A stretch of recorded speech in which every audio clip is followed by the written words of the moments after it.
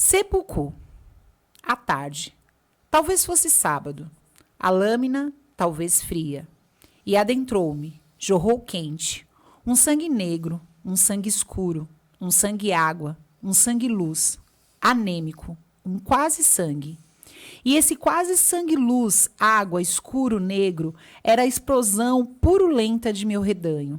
O odor putefato de minhas entranhas, os tambores infernais ulcerando meus tímpanos. Talvez fosse sábado. O sono dissipou-se. Desperto noutro sonho, ao som de tambores. Talvez fosse sábado. E era só a tampa do ataúde da vida. E assim nós começamos este nosso podcast especialíssimo, que traz... Eu comecei com esse poema, que depois nós vamos falar sobre ele também. E nós vamos encerrar com um outro poema do Luca Manuel. E, na verdade, o Luca... eu vou ler, assim, o pequeno currículo dele, tá, gente? De peso, que dá um recalque nas pessoas como eu, que não passaram na USP, fica a dica. Se é recalcado, vai estudar, filho. Não passou, o problema é seu. Mas, enfim, ele fez tudo lá. Ele se graduou em letras na FEFELESH, né, que a gente chama, lá da USP. Teve o grau de bacharel em 2018 e o de licenciado em 2019.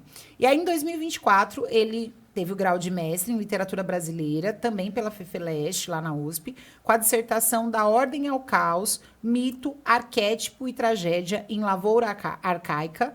E aí ele analisou a constituição da tragicidade no romance Lavoura Arcaica, de Raduan Nassar. E aí, em 2024, gente, ele também se graduou bacharel, porque não basta ser... bom em letras, também tem que ser bom na filosofia. E ele se formou em filosofia na USP. Gente do céu. É por isso que as pessoas mais limitadas... Eu vou continuar aqui, não vamos quebrar o protocolo, que eu quebro todos os protocolos, né? Mas, enfim, eu vou ler bonitinho. Aí a gente volta para a imagem, lendo bonitinho. Enfim, mas não precisa cortar, não. Deixa do jeito que tá. Ele tem direcionado seus estudos nas áreas de literatura moderna e contemporânea, mescla de gêneros e diálogos entre filosofia, psicanálise, literatura e outras artes. Ele atua como professor de língua portuguesa na rede pública de ensino básico lá de Cajamar, na Grande São Paulo, onde eu também leciono, e lançou o livro de poemas Talvez Efêmero o ano passado, 2024, pela editora Mondru. E aí eu coloquei essa foto para fazer um suspense. Bah, essa foto, depois ele vai falar sobre a foto.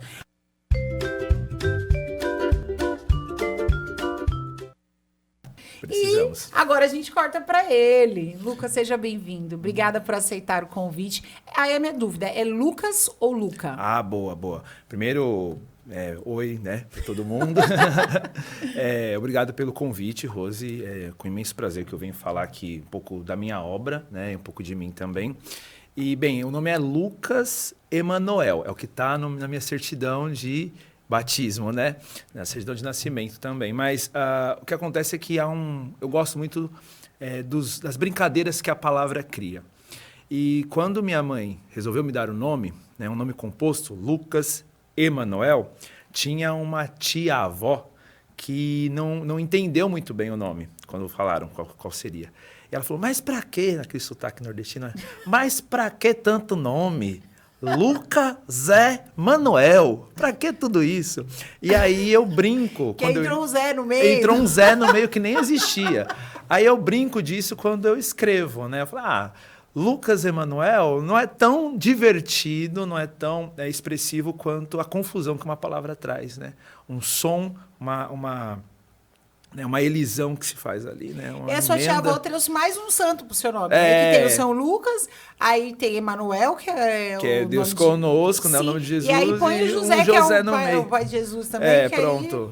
O pai de Jesus, aí ficou... E aí, Lucas, então, o seu nome, nos seus livros, ele vem como Luca Lucas Z. Manuel. É assim que eu me identifico enquanto escritor.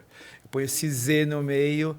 que é para lembrar essa elisão que a minha tia-avó fez. E foi tranquilo para você chegar nisso? Porque, assim, sempre foi um conflito. Eu acho o nome Rosimeire muito extenso. Aí eu condensei para Rose Oliveira. Aí depois eu fiquei pensando, nossa, mas aí eu desprezo metade do meu nome, que faz menção ao nome em inglês, né? Que é a mistura de Rosa com Maria. Mas foi tranquilo para você chegar nesse consenso?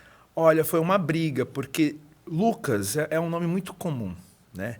E todo autor ele quer se diferenciar, quer que o nome seja lembrado, né? A gente lembra de Guimarães Rosa, é Guimarães Rosa, né? Ele ignorou. Quem mais é Guimarães? Quem mais é Guimarães, né? Só ele. Quando eu tenho aluno chamado Guimarães, eu só chamo ele pelo sobrenome, né? Que é um nome gostoso de ouvir. Drummond nem se fala, né?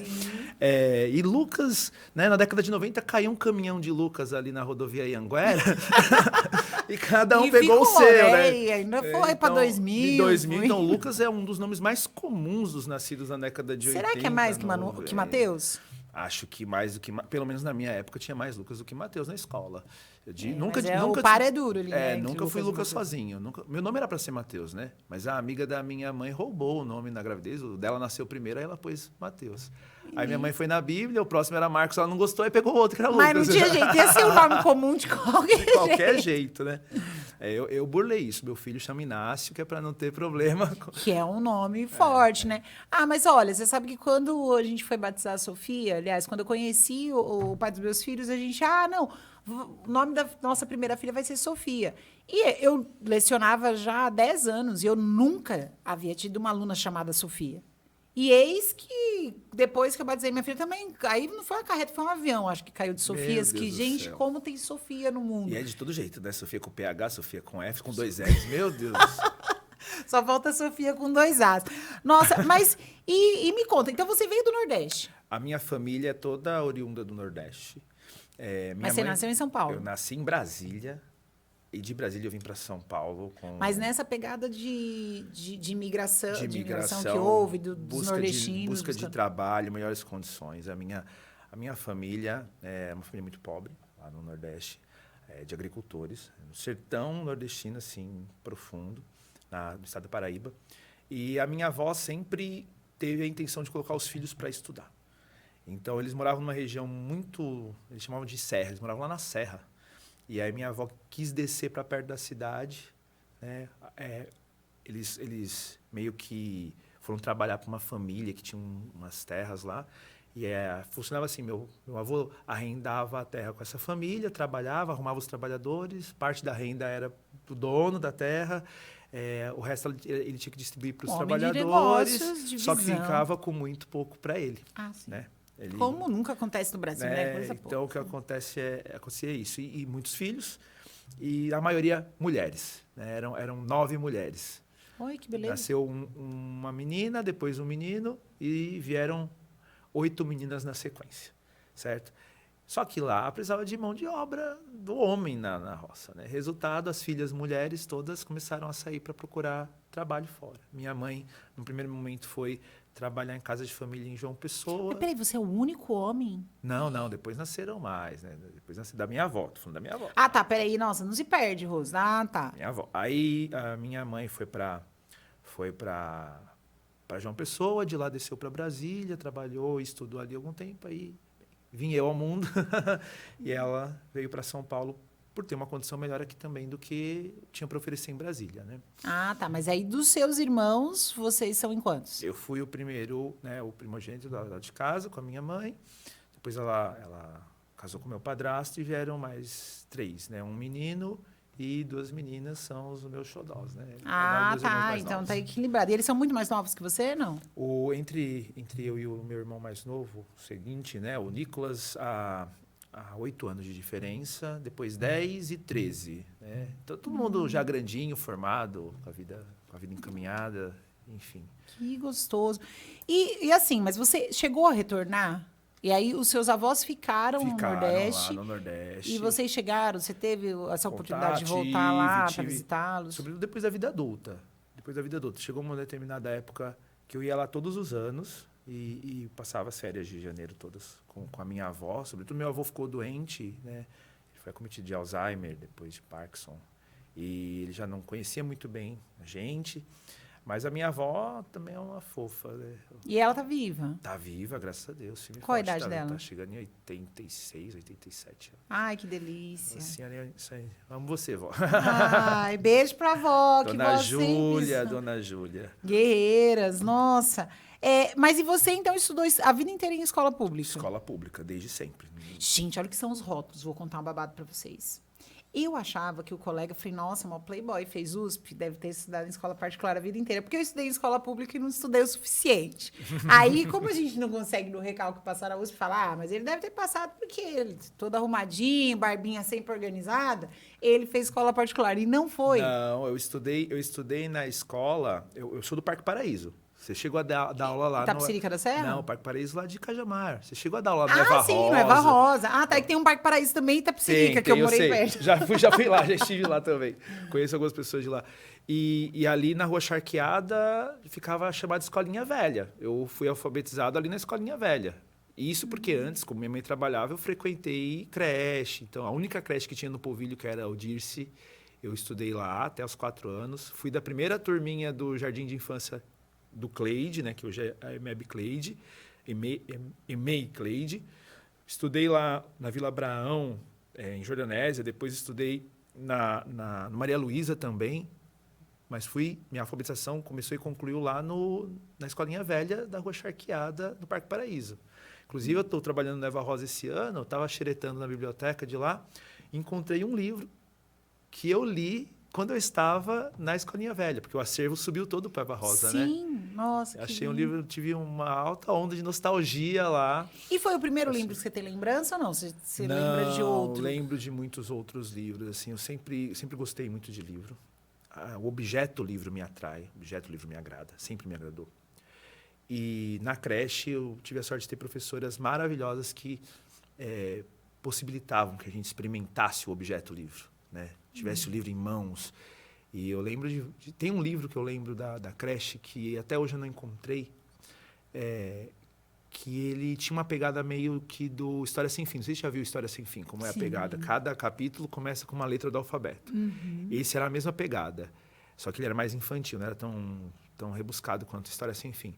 E eu amei aquele livro. Eu tinha uns 3 anos e eu lembro claramente, todo dia, ela sentando e lendo um capítulo pra gente e aproveitando para apresentar as letras, né? Nossa, que lindo. Então, eu amo o livro de paixão. E no acervo da Escolinha Velha, que era um acervo muito bom, nós tínhamos um bibliotecário maravilhoso, que era o seu Mário. Infelizmente, essa figura, né, desapareceu das nossas... Bem, como as bibliotecas também, né? As próprias bibliotecas, diga-se de passagem, né?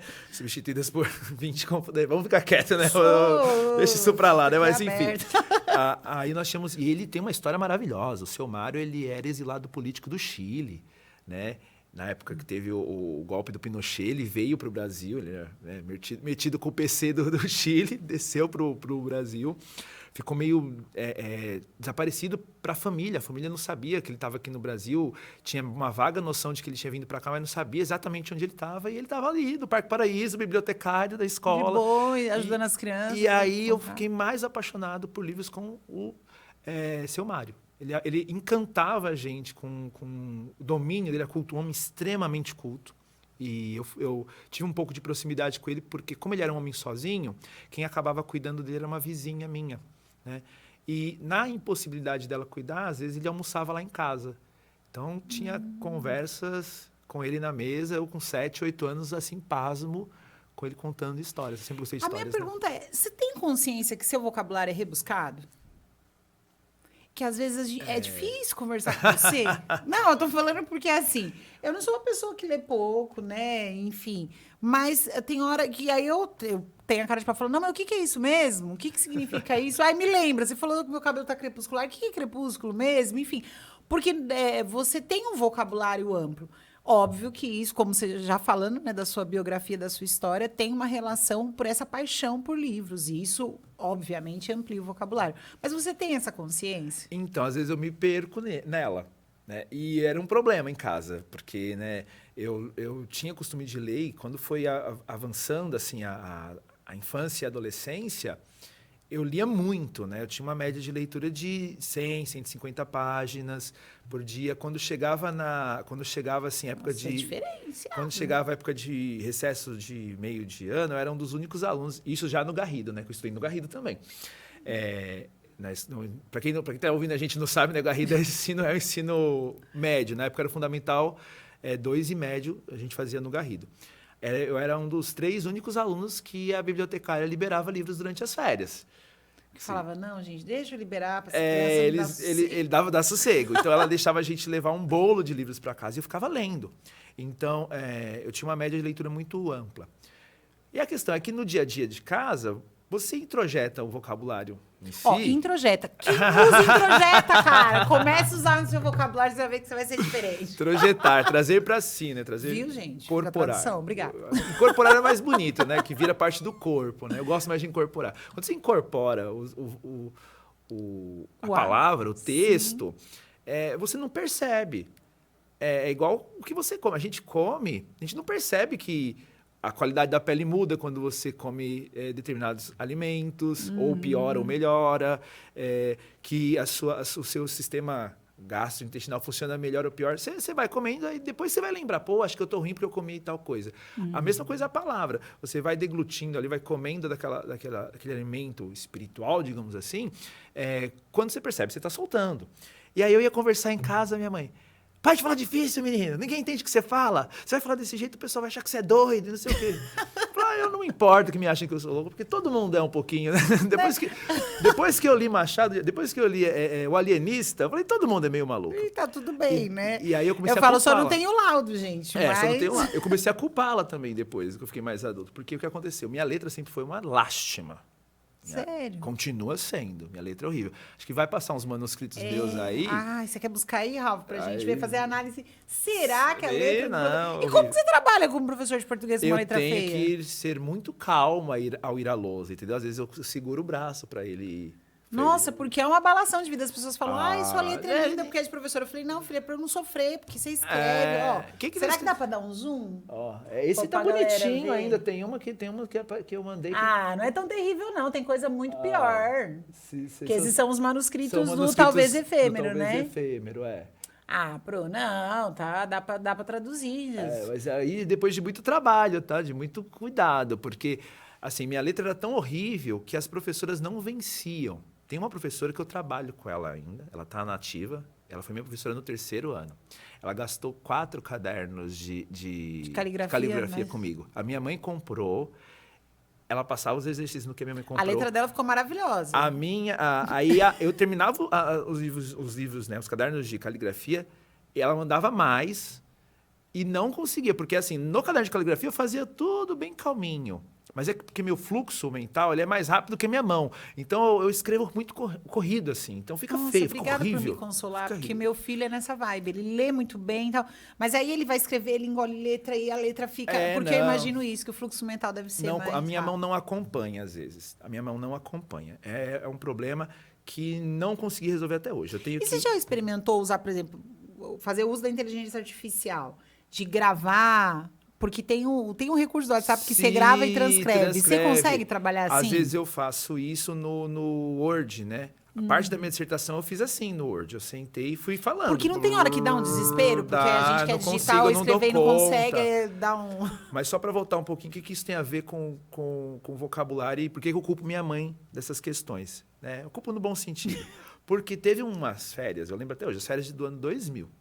Ela pegou um livro que ela tinha lá, que sobrou da época, porque minha mãe veio com pouco estudo, né? Dado esse contexto que eu falei, ela saiu muito cedo de casa, saiu com 13 anos de idade de casa, para se virar no mundo. Então, ela não estudou direito. Quando eu nasci, ela estava fazendo o supletivo do Fundamental 2. Então, ela veio para Cajamar, ela conseguiu terminar o supletivo do Fundamental 2, começou a fazer o médio, mas teve que parar, né? Devido a algumas questões de trabalho, etc., E daí, nessa idas e vindas para a escola, ficou um livro com ela, de uma das bibliotecas de escola que ela se matriculou. E era um livro de crônicas, certo? O que a minha mãe fez? Meio como castigo, meio como maneira de ensinar. Você vai copiar esse livro de crônicas. Qual é o resultado? A minha letra continua uma lástima, mas com a força do ódio. Mas com 9 anos de idade eu estava lendo Fernando Sabino, Machado de Assis, Lima Barreto, Moacir Clear. Então, assim, aí rola a limonada do limão, né? Eu estava lendo e ela ficava assim, pasma, porque, não sei, ela esperava que eu fosse lamentar, que eu fosse ficar chateado por estar as férias todas ali escrevendo, e eu dava várias risadas, né? Porque o humor fino dessa galera na crônica, e eu rindo e acabou, né? Ah, tá. Pensei que você ficou com raiva de ter que copiar, mas não. Eu Você fiquei falou, com raiva de era ter que bom o copiar. texto, então a gente copia. Eu fiquei, minha letra continuou horrível, mas eu ficava rindo, né? Eu ria do texto porque o texto era engraçado, o texto era bom, né? Como é de fato, né? E aí eu comecei a ter contato com a alta literatura muito, muito cedo, né? Muito cedo, por conta desse exercício /cachil que minha mãe impôs aí. E aí, vamos pensar, quando você foi entrar na USP, aí você estudou, porque assim, você é um cara das letras. Você precisou de estudar muito a questão das exatas? Física, matemática e tudo mais? Ou, pelo fato da leitura, você acha que ela também contribuiu para as outras disciplinas? O que acontece é assim, eu tive muito bons professores, muitos professores maravilhosos. Nas áreas de exatas, sobretudo. Tem uma delas, inclusive, que ainda trabalha comigo, né? A professora Ana Cláudia, de matemática.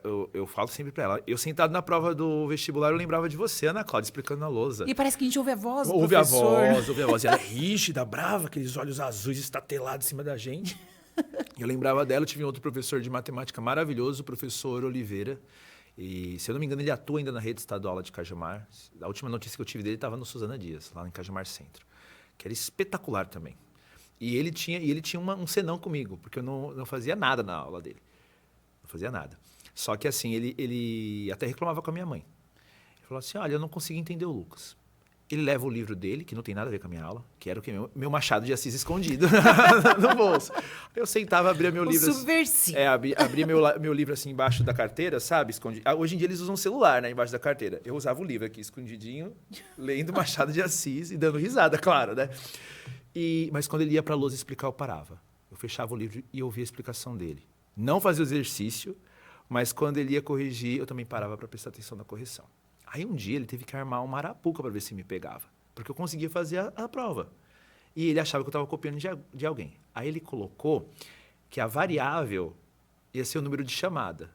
Então ninguém ia conseguir copiar de ninguém. E aí eu tirei 10 nessa prova.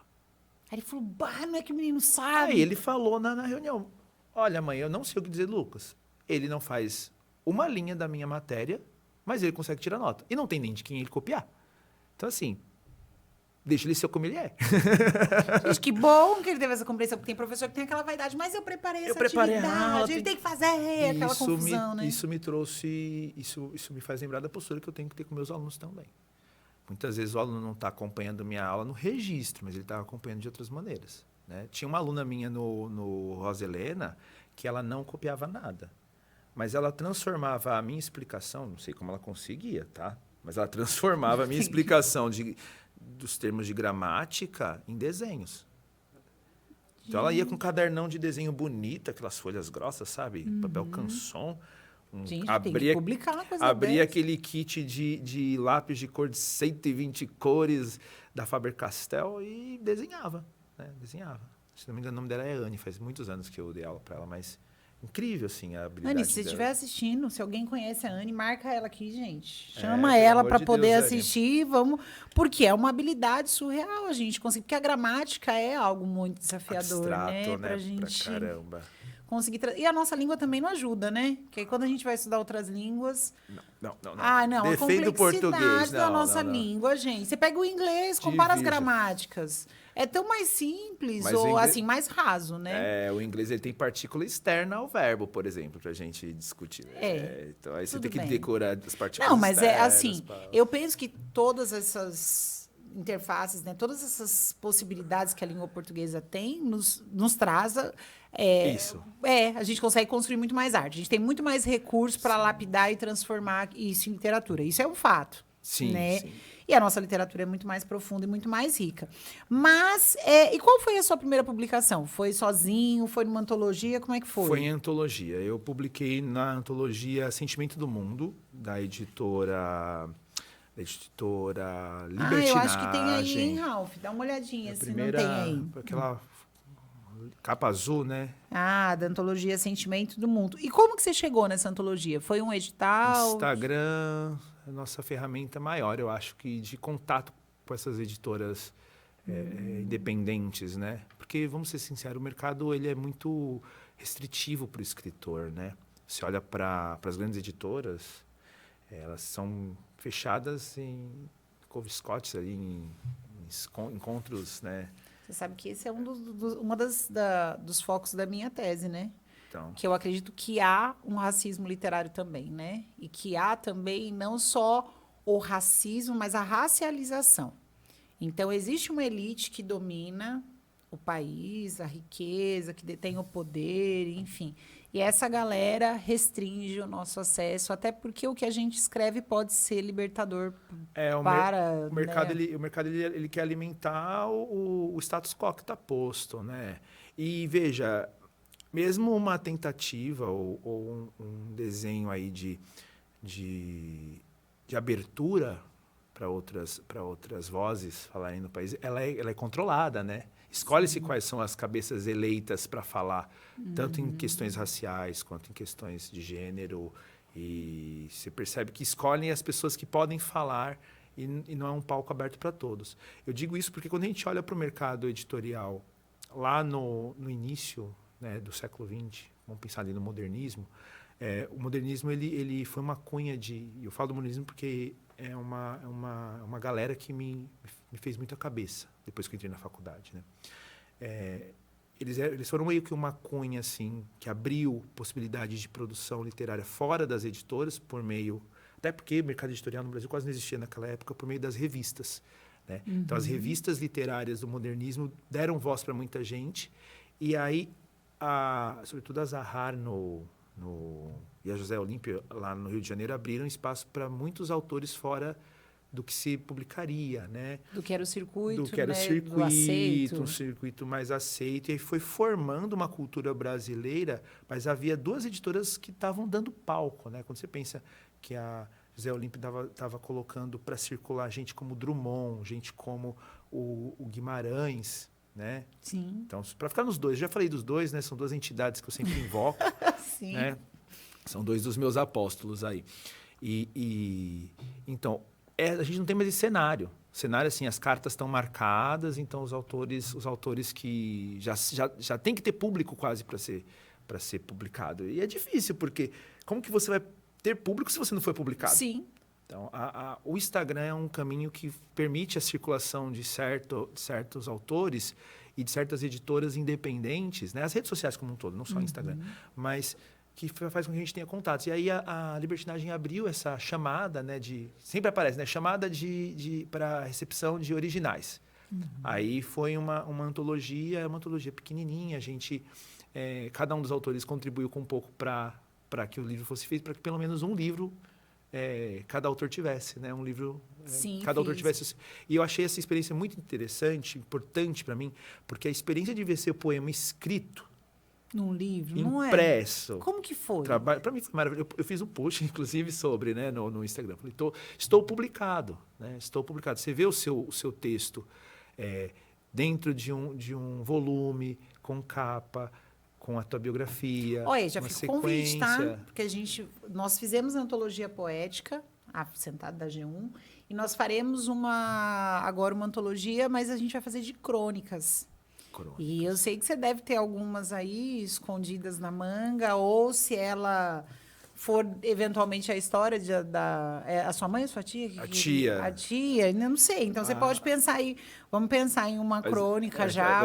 Tia Francisca tem material para um romance. Não é só uma crônica, não. Aí você pega um episódio só para poder fazer uma... Épica. A narrativa ali é épica. Mas e aí, nós vimos aí alguns manuscritos seus, né? Esse processo criativo seu, ele vem do nada? Porque eu comecei a ter cadernos na minha cabeceira, porque às vezes eu já tomei meu banho, já jantei, tô tranquila, vou dormir. De repente vem, vrum, um texto do nada, aí você fala, ai meu Deus, aí eu ficava angustiada e corre atrás. E Cássio de Ferreira Espeto de Pop, você achar uma caneta, um caderno, uma casa do professor, você não acha, porque o Saci vai lá e pega tudo. Mas e como que você sempre tem um caderninho em mãos, vem do nada, como é que é esse processo criativo? O processo criativo é um negócio interessante, porque eu falei dos apóstolos, né? Um outro apóstolo que eu sigo é João Cabral de Melo Neto, né? E João Cabral, tem umas anedotas sobre ele, né? Ele não gostava de poema inspirado, ele achava que tudo tinha que ser milimetricamente calculado no papel, né? O poeta engenheiro, o poeta arquiteto, né? E então, às vezes eu sigo o mote dele, mas eu sigo a meu modo. Então é o seguinte, um poema vem, geralmente eu acordo, estou caminhando, algo acontece, igual eu falei do processo dos poemas do Talvez Efêmero, a parte que foi composta lá em 2017. Às vezes algo me espanta, às vezes algo me encanta, às vezes algo me incomoda, me provoca. E eu fico pensando naquilo, aquilo vira um verso, vira uma frase, vira uma palavra que fica remoendo, eu vou trabalhando ela. E aí eu gosto de registrar, eu registro. Mas aquele registro é só o registro inicial, né? Se a gente vê no manuscrito, eu sempre estou riscando, eu mudo, eu risco tudo, faço um verso novo, mudo o final da palavra, mudo uma palavra. Deixa eu ver de novo os rabiscos dele, então, Ralph. Eu trabalho muito com essas modificações. Mas e quanto tempo você deixa um texto na gaveta? Ou você... Depende. Teve poemas que eu fiz na semana que eu mandei os originais para a editora. E tem poemas que ficaram anos parados. Eu tô para mandar um poema para um concurso. Esse caderno ainda existe, né? Um caderno, inclusive eu comprei ele numa das idas para minha avó. E a Coca-Cola não patrocinou, mas se quiser patrocinar a gente, fica agradeço. Se ela quiser me patrocinar, inclusive quando eu mando cartas para alguém, eu mando com esse caderno. Então se eu ver as folhas de trás, né, que tá a sombra, como tá, o que tá atrás está mais rabiscado ainda, né? E agora eu estou usando um sistema de cores, que é eu escrevo de preto e rabisco de vermelho, para fazer a segunda versão que eu falo, né? E então, é sempre assim, um bloco de notas que eu jogo o poema e depois eu vou retrabalhá-lo. E aí vai entrar a parte do engenheiro, né? Porque, assim, antes de ir para a letra, você perguntou como eu me preparei, né? Eu fui para engenharia antes, né? Eu comecei a fazer engenharia. Sério? Eu fiz eletrotécnica na ETEC. Tive ótimos professores também que me prepararam nessa área de física, sobretudo, né? Que é um pouco mais complicado na escola pública. Então, eu tive professores de física na área de elétrica, o professor Jorge, o professor Emanuel, o professor Reginaldo. E assim, foi lá que eu descobri que eu queria ser professor, né? Vendo eles dar aula que eu me encantei. Então, quando eu vou para o texto, eu vou meio que engenheiro às vezes. Eu tive a ideia inicial, agora eu vou fazer o retrabalho. Agora eu vou para o recálculo. Aí eu vou pensar sonoridade, a raridade da palavra no vocabulário. Então não é tão espontâneo. Espontâneo, veio, mas essa lapidação, esse acabamento... que vai sendo feita aos poucos. Eu vou trabalhando devagarinho no poema. Isso pode demorar um pouco, não. Minha esposa fala, pelo amor de Deus, para de mexer. Já tá bom. Já deu. Já tá bom, vai estragar. E aí o que eu faço é o seguinte. Eu tinha uns caderninhos de bolso, que eu conseguia andar com eles, às vezes no corredor da escola. Eu estava andando, daqui a pouco eu tirava do bolso, começava a escrever assim, os alunos ficavam olhando assim. Nossa, quando tá no trânsito é terrível, eu tô dirigindo, às vezes vem, eu falo... O que eu faço, né? E os carros atrás dizendo, calma. Ainda bem que eu não dirijo. E aí o que eu faço é o seguinte agora, eu não ando mais com o caderninho, eu digito no celular.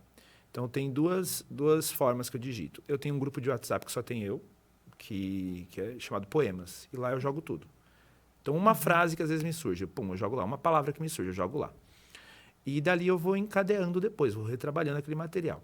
E tem um arquivo no Drive, né? Eu tenho um Drive que eu guardo meus poemas, guardo meus livros lá.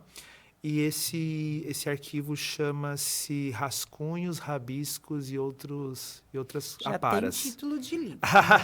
Coisa assim, não, é sem pretensão. E aí eu vou jogando a mesma coisa. Por que eu tenho os dois? Porque às vezes não tem internet, mas se eu ponho no WhatsApp, quando entrar a internet, vai a mensagem. E enquanto que no Drive eu preciso de internet para acessar, né? Só uma pergunta. Claro. O que é seppuku? Seppuku é um ritual. É seppuku. É um ritual de evisceração que os samurais, quando falhavam, tinham que fazer. É um termo japonês, né? Também é chamado no Ocidente de harakiri, né? As duas palavras se confundem um pouco. Então, consistia o quê? Um samurai, por dever de honra, quando ele falhava, ele tinha que pegar... Tinha uma adaga especial para isso. Ele tinha que se pôr numa postura ritual, tirar a armadura, tirar o kimono, que vai por baixo, se colocar de joelhos, fincar a lâmina na base da barriga, né, na base do tórax, e rasgar para as vísceras saírem. Se matar? Se matar, é um suicídio ritual, porque ele falhou como guerreiro. E ele tinha o dever dele mesmo tirar a própria vida, para ele recuperar a honra. Era a maneira dele recuperar a honra. Porque ao fazer isso nele mesmo, ele mostrava uma força de vontade, uma disciplina com um dever, tão grande quanto aquela que ele deixou escorregar pelas mãos ali quando falhou. Então, o seppuku é um ato de recuperação da honra por meio do próprio suicídio. Né? Nossa, que duro. Eu ia começar com esse poema. Os últimos remédios do Mas esse poema, ele diz muito sobre aquele ano para mim, sabe? É muito você se rasgar e fazer cumprir quem você é, certo? É você, mesmo doendo, ser quem você é. O outro pilar que sustenta o livro, que foi constituído depois dessa fase de 2017, que aí, a partir daí a escrita se tornou rotina, se tornou parte do dia a dia. Então, às vezes, um filme, uma trombada no ônibus, uma frase que pichavam no fundo do ônibus, acabava virando uma matéria que me incomodava, que me inquietava durante o dia, e eu ia mastigando, ruminando aquilo até virar poesia, né? E o resultado dessa segunda fase do livro, que eu digo, né, que acabou virando o livro, na época não tinha intenção nenhuma de lançá-los, foi o poema final. O poema que encerra esse livro já é essa outra fase, de poemas que foram compostos durante a pandemia, no fim da minha graduação, no início da pós-graduação, durante a graduação de filosofia. Então, são poemas que têm outro tom. Então, esse livro traz poemas um pouco mais obscuros, um pouco mais angustiados, e traz poemas um pouco mais arlequinais, um pouco mais da brincadeira, um pouco mais da alegria, da caoticidade. Então, são duas fases que estão presentes aí e que se mesclam muito, né? Eu uso bastante o Drive, né? Que é necessário para edição dos livros e tal. Mas você também tem essa paixão por papel? Sim. Que aí uso o WhatsApp, às vezes eu uso também, mas eu falo, ai, eu queria tanto ter escrito no papel. E qual que é a coisa que eu faço? Depois eu manuscrevo. Essa parte laboratorial é escrita à mão, é manuscrito. Que aí é onde eu vou escrever, rabiscar, escrever, rabiscar, escrever, rabiscar. É na emergência, usa a A tecnologia na emergência emergência. é só ali que eu uso a tecnologia. Não, eu não Nossa. costumo. Até porque, se eu vou editar um arquivo com um poema, eu vou perder a versão anterior. A não ser que eu fique salvando, versão 1, versão 2. Eu tentei fazer isso com um poema meu e ficou muito chato. Teve uma hora que eu não sabia mais onde que eu estava. Entendeu? É um poema que, inclusive, eu estou pensando para o próximo livro. Mas eu gosto de trabalhar com papel, sim. A coisa da fisicalidade, a textura na mão, você sentar para escrever, né? Você ver a mancha gráfica do poema, lidar com a mancha gráfica dele ali é algo muito importante para mim. Sim. Então, eu gosto dele manuscrito, sim. E aí, com relação às cores? Então, aí, para cada edição que você vai fazer, você põe uma cor diferente. É isso. Então, na primeira edição, você faz de vermelho, na segunda, você faz de azul. Isso, e aí, aí você consegue ter um controle maior. Controle maior do que de como que eu estou fazendo, como eu estou trabalhando. E daí que eu faço uma versão para enviar para algum concurso, para enviar para alguma revista. Nossa, que show. E se eu te contar que às vezes eu mando e depois eu reviso ainda tem poemas daqui que eu já... Mas com certeza. A nossa antologia, eu parei de ler, porque aí eu ficava, ai, gente, mas eu mudaria isso. Daqui, tem poemas meus lá, eu falo, ai, Rose, esquece, já foi, trabalha outro agora. Que os outros serão melhores, enfim. Entre o mantra do Drummond, né? A gente tem que aceitar o poema do mesmo jeito que ele vai aceitar a forma fixa dele, né? No espaço, né? Um poema belíssimo do Drummond lá do... eu preciso de se eu já li, eu vou reler. Nossa, gente, aí a gente se obriga e fala, nossa, eu tenho que ler mais para poder andar com o Luca, gente. Eu tenho que ler mais, tô lendo pouco. Ai, gente. Mas tá tudo bem, né? E aí você já falou pra gente das suas referências, né? Das suas entidades, né? Mas de todos, qual é o top? Você fala, olha, gente, vocês, seres viventes dessa terra, antes de fechar os olhos, de juntar os pés, ou quando você se alfabetizar, se você não for alfabetizado ainda, você tem que ler esse autor. E se tiver o título da obra, já facilita. Eu acho que ninguém deveria morrer sem ler Grande Sertão Veredas. Ele é, para você, o livro essencial. É o livro, assim, para nós brasileiros é o livro essencial. Mas para o mundo ele é um livro assim, norteador. Assim, o Grande Sertão, a primeira vez que eu li, eu já estava na graduação. Né? Não tive acesso a ele durante a formação básica. E li ele sem me preparar antes, que é uma coisa que eu também fazia na graduação. No mais das vezes, os nossos professores, eles nos orientam a ter acesso à fortuna crítica. Então, vai ler o Antônio Cândido, vai ler O que a o galera Alfredo tá Bose, dizendo vai sobre... ler o que se diz sobre o livro. Eu nunca gostei de fazer isso. Nunca. Que é como assistir o filme antes de ler o livro, não é? Que limita. É o pior, é ver a crítica do filme antes de ver o filme para depois ler o livro, né? Poxa, sabe? Deixa eu experimentar primeiro o texto. Sim, porque né? a leitura também parte da nossa vivência. Da nossa do que vivência. nós somos. O Freire fala, a visão de mundo, a leitura de mundo antecede a leitura de texto, né? Sim. Então eu gosto de conviver. Então eu sabia alguma coisa do enredo, porque embora minha mãe não fosse muito letrada, ela assistia muito. Antigamente havia muitas adaptações de textos clássicos. E ela viu a adaptação que a Globo fez na década de 80, do Grande Sertão Veredas. Então ela acabou me contando um pouco do enredo durante a vida. Então eu já sabia o grande mistério. Eu não fui sem saber do mistério. Mas eu não sabia como que o mistério era revelado, nem como esse mistério era construído, né? Nem como esse livro era. É quando você senta diante daquele calhamaço de 500 páginas, que ele começa no nada, e vai num tiro só até travessia, sem uma pausa, sem uma marcação de capítulo. É um livro que te desconcerta pela forma. Aí você vem num português, como disse o Manuel Bandeira, né? Que em Grande Sertão Veredas, Guimarães Rosa criou um novo português, criou um novo idioma. Você vai com aquele português que você não entende bem. E você começa a ouvir naquele texto a voz do seu avô, a voz da sua avó. Né? Tinha um senhor que eu sentava muito para ouvir as histórias dele quando eu ia para Paraíba, o seu Otacílio. Ele contava histórias e quando eu fui ler Grande Sertão, eu via ele na minha frente. Riobaldo, para mim, é o seu Otacílio. Né? Porque ele senta e conta a história, ele não conta a história linearmente, né? Com começo, meio e fim. Ele vai entrando, entremeando, vai voltando, vai contando outras histórias paralelas. Né? O tempo é muito relativo na narrativa dele. E aí eu vi aquilo no Grande Sertão, só que com aquela forma magistral que o Guimarães escreveu.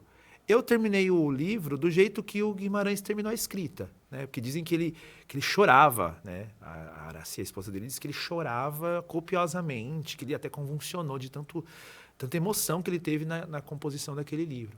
Eu terminei em prantos, né, Grande Sertão, e eu leio ele anualmente. É um livro que eu leio todos os anos. Eu li agora... E cada leitura é uma percepção diferente. É outra experiência. E eu li para minha esposa, e minha esposa é durona. Minha esposa é durona para ouvir texto, assim, ela não se emociona fácil, não. E ela chorou também no final. E ela é professora também, não? Ela não. Ela estudou filosofia, agora está fazendo letras, né? E ela ainda não é professora. Acho que não será, mas é um excelente estudante. Eu gostei do ainda. Mas, possivelmente, né? Tá no jogo. Eu entrei em letras, eu não queria ser professor. Eu queria ser diplomata. Né? E foi no meio do curso que eu me descobri um amante da palavra. E eu queria divulgar isso. Né? Eu queria, num primeiro momento, ser professor, mas não...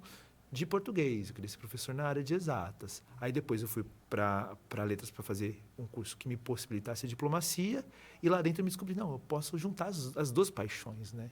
Ensinar esse amor pela palavra, né? Porque foi no curso de letras que eu descobri a palavra como coisa, né? Como uma coisa contundente, né? Como uma pedra que se... Sim, e algo que provoca, que faz a gente mudar, né? Sim. Que é essa mudança que as construções com a língua possibilitam, né, que é a grande mágica da literatura, é o que tanto me encanta, né? Sim. Deixa eu me ver aqui, nós já falamos... então, a gente vai falar dos seus projetos, né? Então, 2024, você lançou aí o Talvez Efêmero, que nós começamos lendo um trecho dele, né? E aí você traz por exemplo, no poema que eu comecei aqui, o título dele é Seppuku. Que aí você estava falando da cultura japonesa e tudo mais, mas e de onde vem? Você também, como você tem essa curiosidade pela cultura japonesa? Sim. De onde veio isso? Acho que todo menino de 30 anos, né? Todos nós de 30 anos, convivemos ali com a cultura japonesa de maneira um tanto quanto indireta por meio dos animes, né? O acesso à televisão aberta no Brasil nos levava sempre a assistir e consumir esses conteúdos orientais. Então você acaba pegando um ou outro elemento, né? Para mim, sempre a figura do samurai sempre foi uma figura muito emblemática, né? Essa questão do rigor e da disciplina e de seguir o seu caminho, não importa as consequências, pelo seu dever. Era algo que falava muito para mim. E eu comecei a estudar, né? Ao passo que eu também sempre gostei muito da cultura grega, né? Então, eu mesclo muito as coisas no livro, nesse livro sobretudo, mas nas minhas produções mesmo. Meu editor teve problemas comigo, coitado, porque eu queria misturar os dois elementos nas questões gráficas, né? Então, a gente sempre estava rediscutindo qual seria a melhor forma de fazer isso. E as ilustrações foram inteligência artificial? Qual foi o foi uma mescla que o meu editor fez. Ele trabalhou com inteligência, acho que bastante, mas ele também tem a mão dele aí, sabe, de designer. O Jefferson é um excelente designer nesse sentido de livro. E eu fui para Mondru porque eles entendem o livro como objeto estético que o livro é, né? Essa imagem é belíssima, né? Sim. Que antecede o poema Criação, né? Que é o primeiro poema do livro, né? Que no princípio era a palavra. E entra outra referência que eu tenho muito, que é a Bíblia, né? Eu tive uma infância dentro da igreja evangélica, então usar a Bíblia, manusear a Bíblia, entender da Bíblia e do texto bíblico é algo que sempre esteve ali. E daí talvez também venha a questão do vocabulário, né?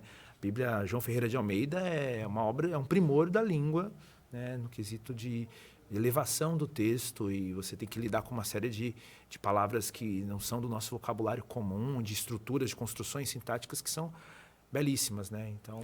E do manuscrito para o texto publicado, qual foi? Você lembra quanto tempo foi? Como foi esse processo de gestação? Porque é praticamente um trabalho de parto, de parto, né? Eu fiz um poema hoje sobre isso, inclusive.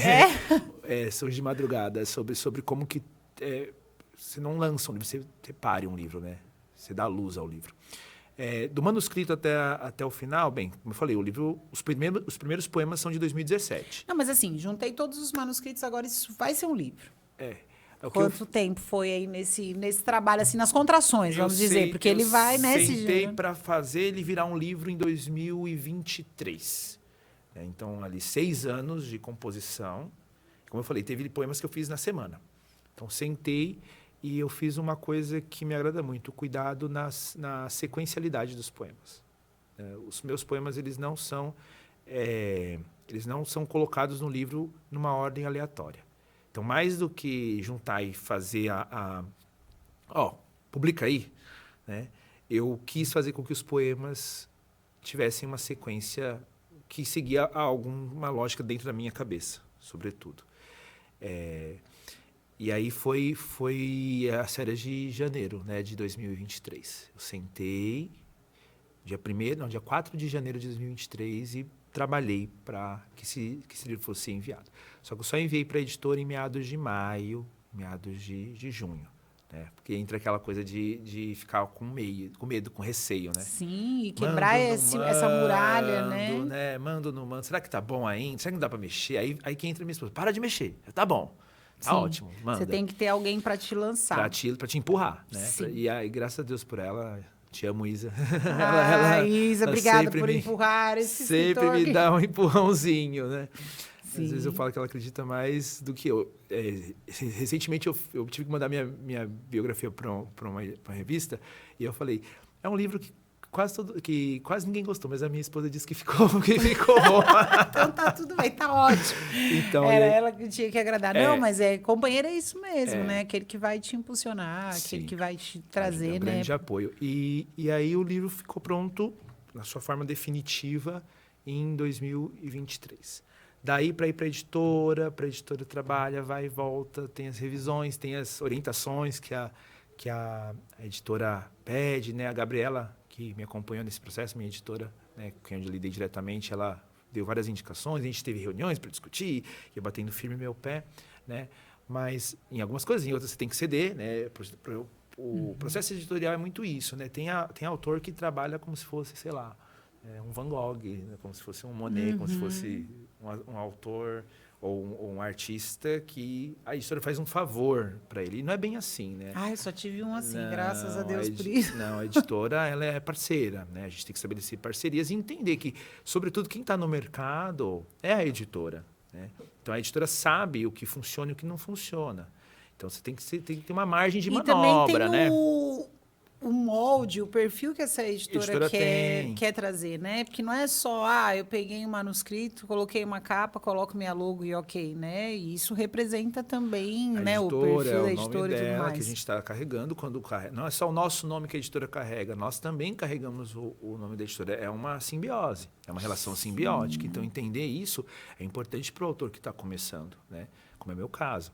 Então, mas super educados, calorosos, cuidadosos, sempre com muito trato, com muito tato para lidar com a obra, porque sabe que é um projeto de vida, né? Você se propõe, é um filho, né? É um filho. Então, do mesmo jeito que eu não quero muitos pitacos no Inácio, eu também não quero muitos pitacos no meu livro, mas eu tenho que entender que às vezes o Inácio vai ter que seguir caminhos que nem sempre é o que eu quero, né? Sim. Mas ele vai ter que receber orientações além das minhas, e o meu livro também. Eu agradeço, porque o resultado final, para mim, ficou muito satisfatório. É um livro que espelha muito o que eu quero. E, sobretudo, a minha proposta é que ele seja uma leitura livre. A gente não colocou onde encontrar, mas a gente vai colocar suas redes, nas suas redes sociais tem como o pessoal adquirir, que pode ser direto com o autor, pode mandar inbox para você. Pode mandar inbox para mim, e também tem o site da editora, também está funcionando, tanto no inbox quanto no site da editora. Porque aí você também... Porque eu comprei direto com o autor, desculpa, tá, gente? Porque eu tenho autografado. Se você não tem, você que lute. Vá conhecer o autor. Comprando direto comigo tem ele autografado. Essa é a vantagem. Tem essa vantagem, né? Mas e aí nós vamos passar certinho. E você tem um canal no YouTube também, né? Que é Apenas um Leitor. E como é que começou esse canal? De onde veio essa ideia? De novo, né? A Isa... de novo a Isa aí. A Isa, a gente tem muitas conversas em casa... que eu falo, nossa, se alguém gravasse essas conversas, daria um material muito legal. Aí, ó, tá o e canal. Não tem eu tava dando, assim, uma sapeada no seu canal. Ele não tem a sua cara. Assim, por exemplo, que nem eu a G1 é praticamente a Rose e a G1 é uma coisa só, né? Mas... Por que esse formato? Foi uma construção de vocês? Tem vídeos e vídeos. Aí, a grande questão é a seguinte, a gente, como eu falei... Ela gosta muito de conversar comigo, né, sobre tudo. Então, eu chego... Ela me tira uma dúvida. Aí joga um negócio para mim e ela tem um dom. Aí você tem um talento para fazer perguntas que me deixam encafifado. E ela me provoca a pensar, sabe? E aí eu começo a explicar, tal. E ela gostava das explicações que eu dava para as coisas. Falou, você tinha que fazer um canal. Acho que se ia bombar se fizesse um canal. Bem, bombar, não sei. Mas eu resolvi aceitar a proposta dela, e aí em 23 também eu comecei a fazer alguns vídeos. E aí o canal ele foi mudando um pouco de perfil, eu estou querendo voltar ele no perfil que ele tinha antes. Por quê? Porque inicialmente eu fazia vídeos mais didáticos, explicativos, né, mostrando dando algumas ferramentas, meio como a gente faz em sala de aula, né? Dando algumas ferramentas de leitura, indicações de leitura. Aí no último ano, os últimos vídeos que eu gravei, você vê que eu deixei ele meio parado, né? Se vai e vem... Estava fazendo mudança de família. Aí, o seu último post foi há 1 ano, 9 meses, é isso? Não, foi há uns 9 meses, mais ou menos. Que aí veio o Inácio, né? E tem vinda do Inácio. E aí é outra dedicação também, né? Mudança de casa, enfim. Eu deixei o canal um pouco de lado. Mas os últimos vídeos que eu fiz é de leitura dramática. Então, tem vídeos de leitura dramática, tem vídeos de explicação, né? Eu estou querendo voltar mais ao formato de fazer a coisa mais do explicar e do indicar leituras, sabe? Resenha de livros, né? O Livro Impossível ali, ó, foi um dos primeiros vídeos que eu fiz. Ele é sobre o Borges, né? Que é outro grande autor, né? Dá pra gente ouvir um trechinho, Ralph, será? No canal, pra galera... Acho que eu vou me surpreender com a minha cara, hein? Será? Mas, não, então, é que eu te falei na thumbnail, que não tem, né, você, né? Ali, ó, desses mais antigos eu apareço, ó. Isso é lá em casa. Apenas um leitor. Não é fundo falso. Você tem livros mesmo atrás de você, que eu fiz essa questão, né? Eu falei, vou começar a gravar uns vídeos, vou colocar a estante atrás de mim. Não, minha estante tá lá, firme e forte. Agora tá maior até. E aí as edições, vinheta e tudo mais, quem faz... Tudo sou eu. Esse que é um dos problemas também, né? Nessa rotina de sala de aula, Diário de sala, semanário, Pode correção. pausar. Depois quem quiser ver já segue lá, já ativa o sininho por no favor. Apenas Um Leitor, Essas- @Apenas Um Leitor. No final a gente vai deixar aí na tela também pro pessoal ver. Esse mês eu vou voltar a produzir vídeos, então fiquem atentos, hein? Você sabe que eu penso assim, o Programa de Educação e Segurança Alimentar, que é um livro que eu vou lançar esse mês, em julho, lá no Rio Grande do Sul, no 26º Fórum de Diálogos Freirianos, que é um dos principais fóruns nacionais que trata dessa perspectiva da educação freiriana, de Paulo Freire, né? E aí, a gente começou lá no Eva Rosa, em 2023, esse programa de Educação e Segurança Alimentar. E ele foi, na verdade, uma demanda que eu tinha pessoal, religiosa, que eu estava como coordenadora da campanha da Fraternidade, que era de combate à fome. E aí, fui chamada para me efetivar em Cajamar. E eu estava 2 períodos trabalhando. E eu falei, gente, mas que hora que eu vou conseguir efetivar esse combate à fome, né? Falei, vamos fazer um programa de educação e segurança alimentar. A gente faz um levantamento e aí tem uma série de etapas dentro desse projeto. E aí, uma das propostas que eu tenho também, enquanto presidente da ONG Cultura Raiz, é a gente conseguir desenvolver essa paixão por escrever nas crianças. Não sei se desenvolver é o verbo certo, tá? Mas que a gente possa dar esse despertar para eles. Você pode ser escritor.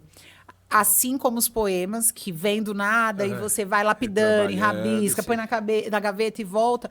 Nós, enquanto escritores, enquanto leitores capazes também de expressar, né, que a sua história... Eu não sei se se vai estar nos cortes, né, do que a gente estava falando em off, ou se vai estar no vídeo, depois a gente vai ver. Mas que você trouxe pra gente essa questão do... Gente do céu, me perdi no negócio aqui. Do texto enquanto ferramenta terapêutica. Terapêutica, sim. Que os primeiros textos surgiram num movimento de desafio. Foi o mesmo movimento do Adelson, né, que vai lançar esse mês o 1000 Batalhas. Foi o mesmo processo que eu passei no Monstro Enrolado, que era a capacidade da gente poder pegar tudo que nos inquieta, todas as nossas confusões, nossas angústias, para a gente poder colocar isso no papel. E a gente pensar como que o adolescente, né, passa por tudo isso, que tem a questão hormonal, tem a questão das comunidades que eles social, vivem, os familiar, desafios. tem tudo isso, sim, verdade. E aí nós pensamos, né, eu tô articulando certinho com a gestão, tanto do Realino, que é o colégio que eu estou hoje, quanto do Veneranda, para a gente estabelecer aí um laboratório de escritores. Esse é o nome, Laboratório de Escrita. E assim, nós estamos num lugar privilegiado. Assim, a posição que nós ocupamos é privilegiada. Por quê? Porque nós somos consumidores de literatura, né? E eu particularmente, cada um tem suas afinidades, mas eu amo literatura clássica. Então, o clássico é algo que está sempre na minha mão. Eu sempre leio o clássico. E, enquanto leitores, nós também somos escritores. Sim. Nós estamos produzindo literariamente. Ou seja, a gente não apenas consome passivamente, a gente está fazendo alguma coisa com aquilo, certo? E, ao mesmo tempo, nós somos professores. Então, nós temos a capacidade de mostrar para eles como repertoriar-se, como acessar um repertório de literatura, instrumentalizá-los para boas leituras, para leituras críticas, para leituras de formação humanística, né, que ampliam a janela de mundo deles. Eu sempre falo que o nosso papel é ser pedreiro. O professor tem que ser pedreiro. E não é pedreiro só de construir nada, é pedreiro de destruir também. Porque às vezes você chega numa comunidade, a visão de mundo deles é uma fresta. É uma caixa fechada. Certo? Às vezes eu brinco lá no Eva Rosa com os alunos. Eu falo, gente, vocês acham que o mundo começa na Rua Charqueada e termina na Margarida? Não é assim, o mundo é muito maior do que isso. O mundo é muito mais amplo do que isso. E nosso papel é isso, é quebrar a parede e mostrar o horizonte imenso que tem. Certo? E ao mostrar esse repertório, mostrar para eles que dá para fazer, que era uma imagem que eu tinha enquanto adolescente, que um autor é um ser intocável, Sim. É um ser elevado demais, é um ser que não é de carne e osso. Né? Tanto que meu sonho era ter um livro autografado, né? Então, nunca vou encontrar com alguém. Eu encontrei com 2 na vida, assim, que eu fiquei extasiado. Depois, se der, eu conto a história, mas... voltando aqui no assunto, o que acontece é o seguinte, a gente tinha noção de que tinha, enquanto adolescente, enquanto estudante, que o autor é intocável. Quando você mostra que ele é o cara que está do seu lado, é o cara que está na sua frente. Ele é seu professor, ele é o diretor da escola. É o diretor da escola, é o coordenador pedagógico, às vezes é o monitor, porque quando eu comecei a escrever isso, eu era monitor, né? Que está ali, que pode te instrumentalizar para ler e para produzir. O que você está falando para ele? Olha, agora a tua vida também cabe dentro de um livro, a tua vida também cabe dentro de um poema. Na minha escola eu tenho um projeto que chama-se Tá Literando. Nós divulgamos literatura, é um grupinho que eu formo de alunos, a gente divulga literatura e eles também produzem. Eles têm que produzir e eles têm que levar repertório. Então é um trabalho de mão dupla, né? Eles têm que se repertoriar e eles também têm que produzir. E a gente põe num painel um texto conceituado, de um autor conceituado, e o texto de um aluno em diálogo com ele. Né? Ai, gente, eu já querendo fazer um negócio interescolar. Então, Aí pegar essa galera, vamos repertoriar fazer, o pessoal lá no Veneranda, claro, vamos repertoriar lá no Realine. E a gente tem que fazer isso circular. Eu acho que isso tem que ser uma política de rede, né? De fazer esse repertório andar, esses projetos andarem e, por fim, eles estarem instrumentalizados para a produção. Porque o Antônio Cândido ele fala do direito à literatura, né? Mas a gente tem que pensar no direito à literatura não só enquanto consumo da literatura, mas em produção de literatura. Sim. As realidades de Cajamar também merecem ser faladas, sim, né? A eu vida penso, do Cajamar cara, não importa, e o cara né? se vê num livro, ter a emoção Sim, que de a abrir gente e teve. se vê impresso. E de ter, eu já penso no glamour, né? Porque eu sou uma pessoa entusiasta. Então, eu já penso numa noite de autógrafos e tudo mais. Mas para ele entender que a escrita não é só para nota. Para nota. Vai valer ponto para nota? Não, cara. Vai valer ponto para mim entender a sua biografia. Você escrever sua autobiografia é fundamental para que eu saiba com quem eu tô lidando. Quem é você? Quem é você? É importante para mim, sim. Eu saber quem é você. Então, a gente trabalha, né, às vezes no automático, né? Você falou do semanário, do mapeamento e não sei o quê. E, às vezes, a gente entra numa esfera tão burocrática e a gente se perde no que é a essência da prática que a gente tem. Que eu penso a educação como uma ferramenta de transformação do mundo. E como que eu vou trazer essa sensibilidade? Eu lembro que nós tínhamos, lá no colégio que você está, nós tínhamos uma estudante refugiada. E aí eles estavam em um espaço que a Sabesp, a água não era regulamentada. E ela começou a se ausentar e nós estávamos trabalhando com quartos de despejo de Carolina Maria de Jesus. E aí, num dos trechos, ela fala do perrengue que era para ter água, todos os desafios que ela enfrentava para ter o básico, que é direito humano de todo ser humano, né? E aí, no final da aula, uma das colegas veio e falou: professora, ela está faltando porque ela está sem água. Eu já falei para ela que emprestava o uniforme, mas ela tá com vergonha, porque aí ela não tem como, né, tomar banho, enfim. Tem o uniforme, mas não tem o banho, não tem... Sim, e aí a gente perceber como a literatura pode ser E ela falou, professora, eu tive essa sensibilidade, né, não falou nesses termos, né, mas a sensibilidade da criança com a realidade do par, do coleguinha ali do lado, veio a partir da leitura. Sim, porque aí ela começa a perceber que é uma realidade que não está circunscrita só ali, uma realidade humana. Tanto a necessidade, né, o direito de ter, quanto o cerceamento desse direito. Né? E os horizontes, né, que você está falando, assim, de levar Cajamar para o mundo. Então, assim, esse movimento que eu estou fazendo por conta própria, de levar um projeto que a gente fez, e o que é mais maravilhoso é que, na verdade, eu tenho ganhado como bálsamo e presente, né? Dineide, que é uma coordenadora maravilhosa. Beijo, Dineide, Michele, trio gestor, Antunes. Gosto mesmo demais de vocês. Marcos, Ronivon, Gabriel, todos os professores que colocaram, não, vamos fazer esse projeto acontecer, vamos junto, enfim, João, Paulo também de Educação Física, uma galera assim. E é gostoso o feedback deles e a percepção deles, porque às vezes a gente está nas trincheiras fazendo, e é documento, e é prova, e nota, e como que eu corrijo, como que eu trago a reescrita, como que eu faço o repertório. São tantas informações que a gente se perde no propósito maior, que é todas as disciplinas dialogarem para que esse cara saia dali melhor. Foi formado humano, né? Eu sempre falo, a escola tem que formar, né? O princípio que move a educação desde a antiguidade é a formação, né? É a formação de uma pessoa, não é a formação tecnicista, é a formação de uma pessoa apta a intervir no mundo, né? Então, assim, a literatura é o grande instrumento e a língua é o grande instrumento. Eu sempre digo. Por isso que o nosso lugar é privilegiado, porque o professor de português ele consegue acessar o que eu chamo de sistema operacional da cabeça. Né? Sim. É o sistema operacional, porque todos os outros programas, todas as outras disciplinas rodam em português. Se o português não estiver bem consolidado, se a sensibilidade para a língua, se não só o uso estilístico, mas também o uso, a compreensão técnica da língua, né? A decodificação bem feita da língua, se isso não estiver posto, tudo o resto vai por água abaixo, ou é lacunar. Ele pensa coisas, ele não tem um conhecimento consolidado porque não consegue acessar pela maior via de conhecimento que a gente tem, que é o texto. Né? Sim. O texto vira um objeto estranho para ele. Né? Então você aguenta, viu? Que eu já fiz os convites em aberto aqui para todos saberem, né? Só para a gente já põe em saia justa para não dizer Que não. Conversaremos sobre. E a gente tem uma estrutura interessante também na rede Cajamar, que para os nossos seguidores que eventualmente estejam em outras redes, que são os polos, que a gente tem a Sim. possibilidade de troca com todos os professores de língua portuguesa, e foi lá que eu conheci o Luca, foi através do nosso grupo de professores de língua portuguesa que eu fiquei sabendo da obra, enfim. Então, isso é de uma riqueza profunda, até para a gente compartilhar não só angústias, né? Porque o que me inquieta de formação docente, de reunião de professores, é só a choradeira. Ai, meu falta Deus do céu. isso. Até que tudo bem que a gente A deu uma gente choradinha aqui de leve, mas foi de leve. Foi de leve. A gente entrou no mérito. A gente entrou no mérito. Nem chegou a lacrimejar, mareou o olho, mas nós não choramos muito.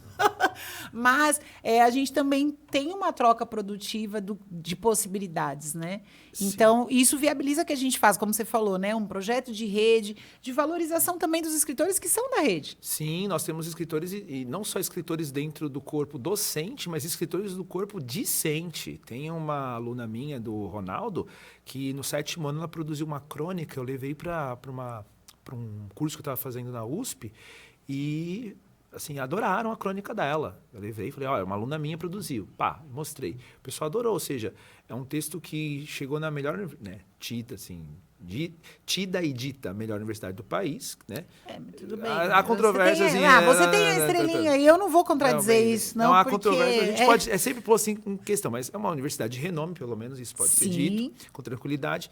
E foi admirado ali por pessoas que têm uma leitura técnica, né, de nível superior, conseguiram ver qualidade na produção da menina. Tive um aluno ali do Rosa Helena também, em 2021, né?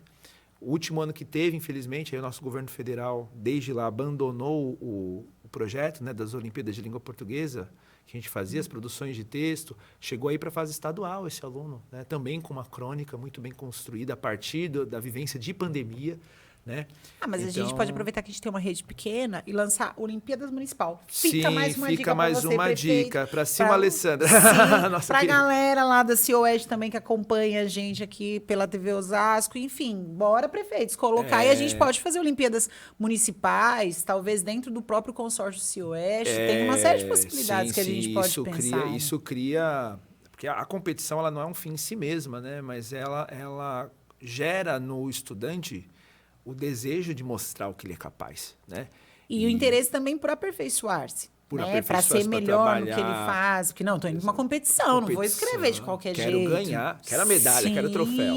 Certo? Sim. Então, isso é importante, pensar em trabalhos como esse, né? E a produção de texto dentro da rede de Cajamar, que está fazendo, desde que eu entrei, tem uma escalada de qualidade em como o assunto é tratado. Isso é muito bom. Nossos polos dão conta disso, né? Nossos polos dão conta. As trocas são muito boas. E a Silma é maravilhosa. Beijo, Silma. Ela quer sair, mas a gente não quer deixar ela sair, tá? Pelo amor de Deus, Silma, fica. Não dá de louca. Você fica aí, que os meninos... Eu acho máximo ela falando. Os meninos... Esses meninos... Os meninos precisam da gente. Os meninos. E é muito afeto nessa fala dela, né? Sim. Cuidado. Não é assim, eu quero ser AP. Né? Eu conheci a Silma, ela era professora do Odira ainda. Eu era monitor no Odira e ela era professora. Que privilégio. Então você viu. E ela é tudo aquilo como professora mesmo? Conta assim um segredo para mim. Maravilhosa. Eu tive uma fala infeliz uma vez no corredor e ela me corrigiu. Até hoje eu lembro disso. Eu não vou contar qual foi a fala, mas se ela tiver com dúvida, eu conto para ela no privado. Mas ela me corrigiu e eu fiquei pensando naquilo depois. E ela tem uma prática humanizada que é fantástica. É fantástica, assim. Ela de fato entende o aluno enquanto pessoa. E isso permite com que ela acesse lugares no aluno que permitem que ele também se veja como pessoa. Porque tem isso, né?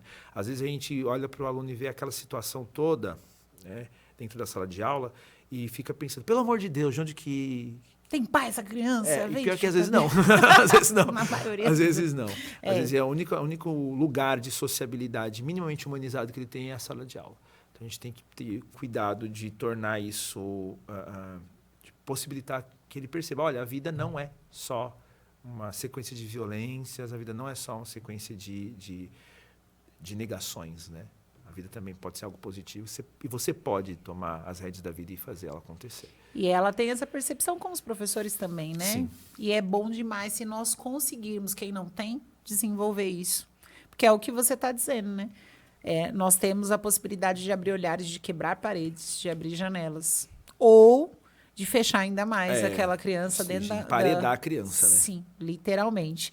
Então, nós vamos deixar aí para a galera poder, né, te seguir. Tá aí já no jeito pra gente, Ralph, as redes sociais do professor, escritor, Luca. Então, o Instagram dele é @Luca_Z_Manuel. Manoel, não é Manu.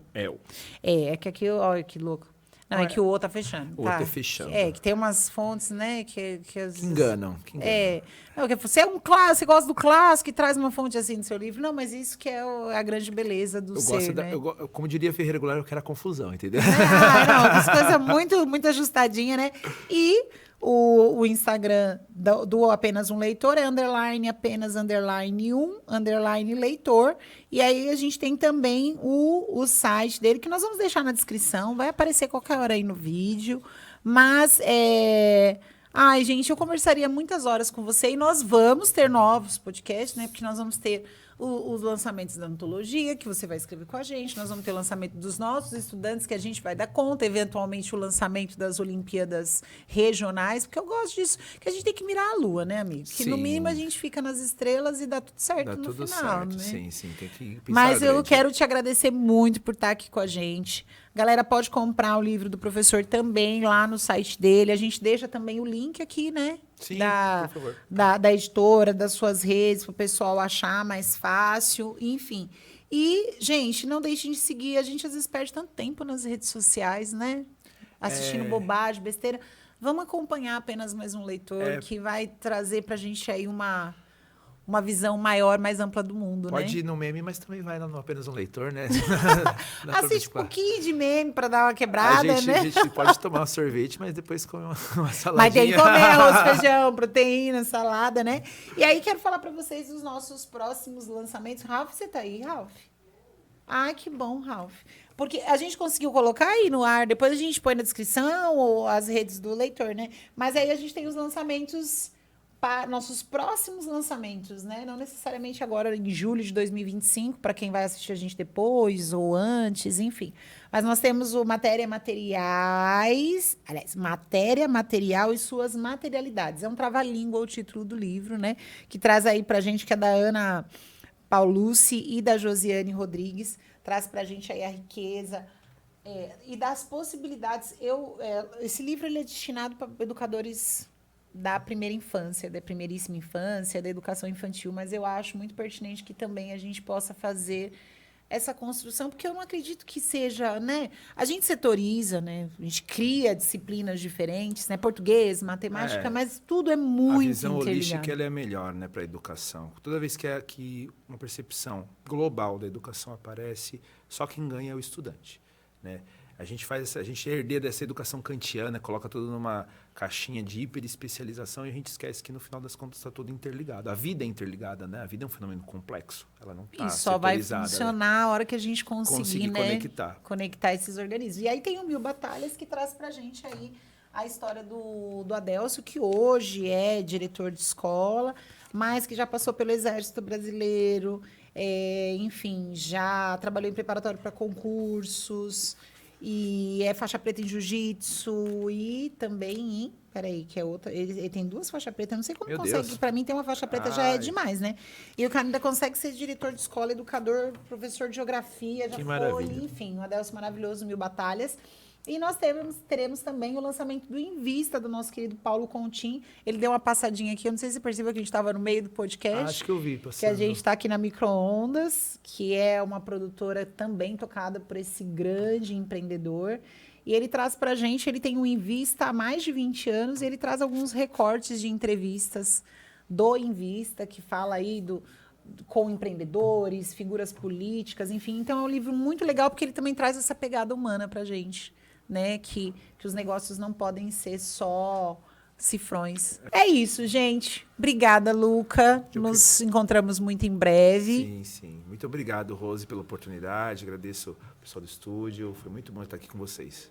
E nos encontramos em breve. Beijos e até o próximo, pessoal. Tchau, tchau.